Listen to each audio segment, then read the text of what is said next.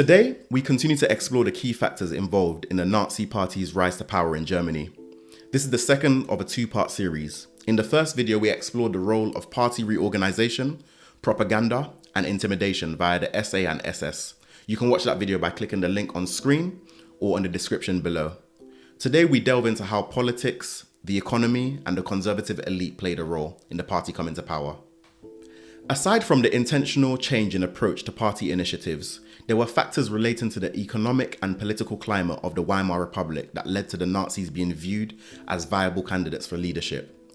Germany's economy went into the gutter a couple of times after World War I.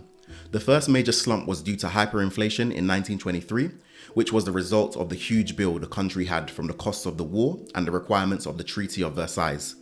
This was exacerbated by the government's decision to print more money to tackle the problem. The second slump was due to the Wall Street crash of 1929. Germany had been dependent on American loans from 1924 onwards. As the loans were recalled, the country sank into a deep depression and investment in business was reduced. Wages fell by a massive 39% from 1929 to 1932. People in full-time employment fell from 20 million in 1929 to just over 11 million in 1933, and obviously poverty increased sharply. The dire situation left people feeling disillusioned with the Republic's democracy and looking for a change. This in turn enhanced the effectiveness of Nazi propaganda. In addition to economic factors, the political instability of the Weimar government also added fuel to the fire and led many to believe the best option was for Hitler and the Nazis to take charge. Now enter stage Hermann Müller. In 1928, the Chancellor of Weimar Germany, Hermann Müller, created the Grand Coalition to rule Germany. The coalition was made up of his party, the Social Democratic Party, the DDP, the DVP, and the Centre Party, parties from the left and the right. Müller had secured a majority of 301 seats out of a total of 491 in the parliament, and political parties seemed to be putting their differences aside and coming together for the good of Germany. However, parties could not agree on key policies, and Müller struggled to get support for legislation. As previously mentioned, as the Wall Street crash hit Germany and unemployment spiraled, the government struggled to balance its budget. On top of usual payments, the number of people claiming unemployment benefits was increasing. When the government struggled to agree on the future of unemployment benefits, Müller asked Hindenburg, the president at the time, for use of Article 48 to try to restore stability. Now listen, Article 48 was a part of the Weimar Republic's constitution that allowed the president to rule by decree in the state of an emergency, bypassing the elected parliament. Unfortunately for Müller, President Hindenburg was a right-wing conservative and therefore disliked having the SDP in power, or SPD. He refused Müller's request. Müller then resigned 27th of March 1930. Now enter stage Heinrich Brüning. Brüning was Müller's successor, who although did not have a majority seat in the Reichstag, the German parliament, he was well respected by Hindenburg. Brüning increasingly relied on and was granted use of Article 48. This set a precedent of governing by presidential decree and moved the Republic away from parliamentary democracy. In 1931, however, the economic crisis worsened, Brüning struggled to rule effectively, and extremism became more popular, and people desperately sought a solution. After a disagreement over provisions for the unemployed in 1932, Hindenburg demanded Brüning's resignation. Now enter stage the next key players, von Papen and von Schleicher. A new election was called and von Papen replaced Brüning. Von Papen agreed with the conservative elite at the time that Germany needed an authoritarian leader to stabilize things, and he called for another election in November 1932 to protect the government from communism and socialism.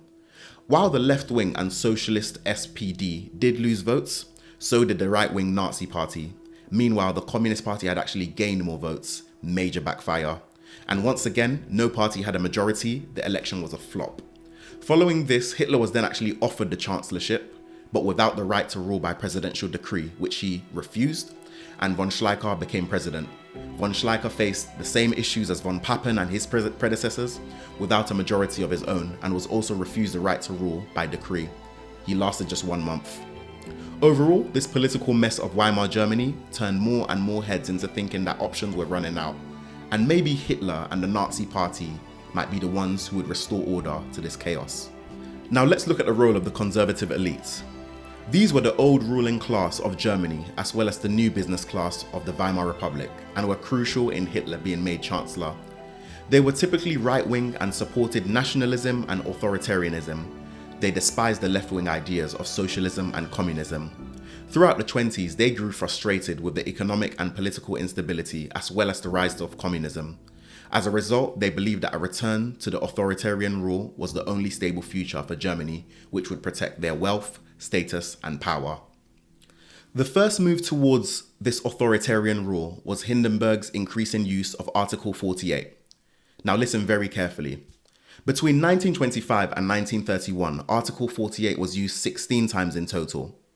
In 1931 alone, it was used 42 times. Now compare this to the measly 35 times laws were passed via the German parliament that year. And in 1932 alone, it was used 58 times. Insane. The second move towards authoritarian rule was to help the Nazi party gain power. The elites and the Nazis both had a common enemy, the political left. At this point, Hitler controlled the masses' support for the political right, and the conservative elite believed they could use Hitler and his popular support to take power democratically. Once in power, they would then use Hitler to destroy the political left and the Weimar Republic. Once this was done, they would replace Hitler and appoint a leader of their choice. Wait, Deji, who came up with this plan? What do the young people say nowadays? It's given incompetence. It's given incompetence right now. Anyway, in 1932, however, Hitler's votes started to dwindle and the elites knew that they had to act quickly. Von Papen and Oskar von Hindenburg, the president's son, met secretly and backed Hitler to become Chancellor.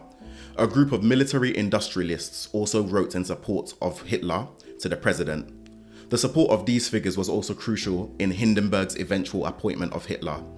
Once elected, the elites realized that they had completely underestimated Hitler, and things went south very quickly. But more of that in another video. Hitler was eventually sworn in as Chancellor of Germany on the 30th of January 1933, and this appointment paved the way to a Nazi dictatorship after the president's death the following years, and the rest, as you know, is history. And that brings us to the end. Thank you once again for watching. For more content like this, please like, subscribe, share a comment, and we'll see you again in the next one.